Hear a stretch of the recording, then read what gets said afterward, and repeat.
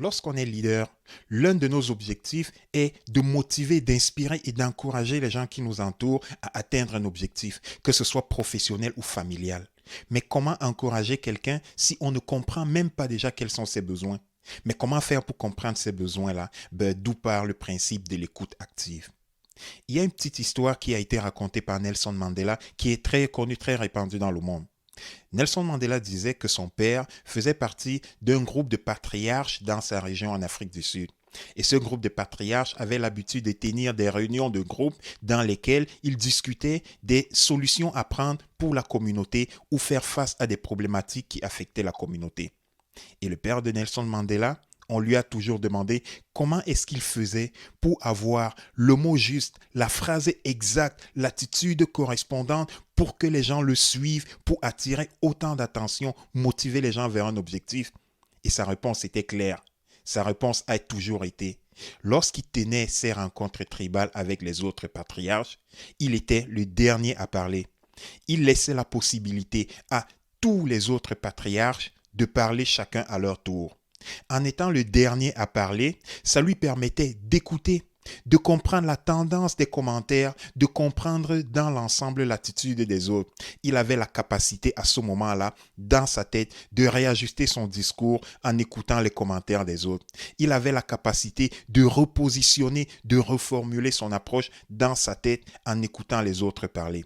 En étant leader, l'un des avantages que vous avez est d'avoir une écoute active. Cette écoute-là vous permet de comprendre le besoin des gens qui vous entourent, d'être capable de réfléchir à la manière d'adresser votre objectif pour qu'ils embarquent. Être leader, c'est un choix. On n'est pas leader parce qu'on vous a mis dans un rôle. Vous êtes leader parce que vous avez levé la main. Et vous êtes un leader qui a du succès lorsque les gens qui vous entourent, à leur tour, lèvent la main pour dire oui, je te suis. Mais pour dire ce oui, je te suis, il faudrait que vous leur présentez quelque chose qui les attire, quelque chose qui les motive, quelque chose qui les fasse rêver. Mais pour ça, il faudrait déjà que vous y croyez.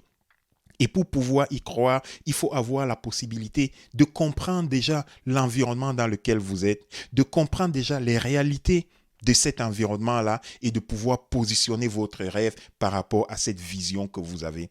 En tant que leader, vous devez être clair dans votre communication, mais par contre, vous devez aussi écouter. Il y a une petite anecdote qui dit souvent, lorsque quelqu'un cogne à la porte de votre bureau parce qu'il veut vous faire part d'un problème qu'il vit, il veut vous partager une souffrance, une difficulté qu'il traverse.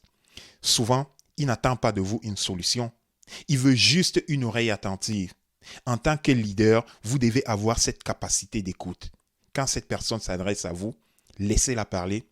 Laissez-la vider son sac comme on a l'habitude de dire. Écoutez-la. Cette personne, le plus souvent, a juste besoin d'une oreille attentive et n'a pas besoin forcément de que vous lui proposez une solution.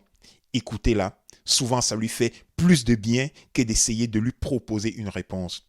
Si cette personne a besoin de votre point de vue en tant que leader, va vous le solliciter.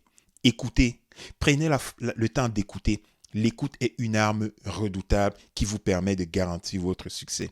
Vous êtes un leader parce que vous présentez une vision claire de ceux qui vous entourent, là où est-ce que vous voulez amener votre équipe. Que ce soit professionnel ou familial, hein, c'est-à-dire que vous avez la possibilité d'encourager votre famille, de leur présenter la destination vers laquelle vous voulez les amener.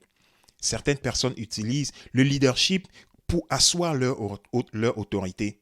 Mais au départ, l'approche n'est pas de chercher à asseoir une autorité. L'approche est d'être capable de motiver une équipe parce qu'on croit en ce projet, on croit en cette initiative.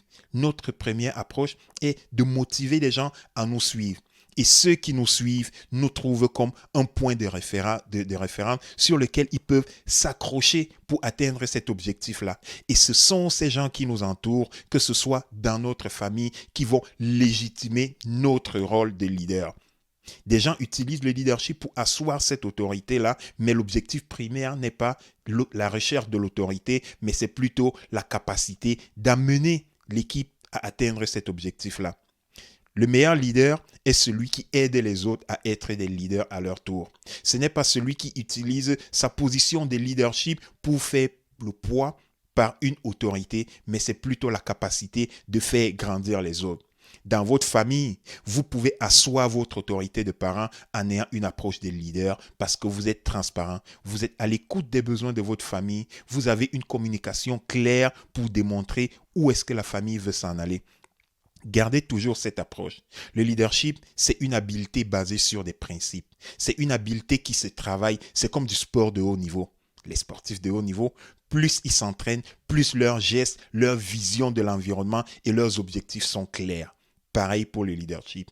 Travaillez sur vos habiletés de leader pour pouvoir être un leader naturel, un leader spontané et un leader à qui l'entourage fait confiance.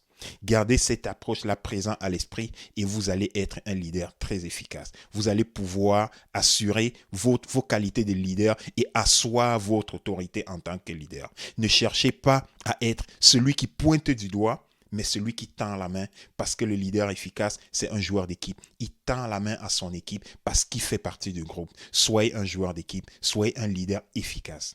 Et rappelez-vous, ne soyez pas toujours le premier à parler. Écoutez les autres, réajustez votre discours. Vous serez ainsi capable d'être beaucoup plus pertinent et beaucoup plus efficace dans vos interventions en tant que leader. C'est tout pour aujourd'hui, en espérant que vous avez trouvé ces informations utiles et que vous les mettrez en pratique.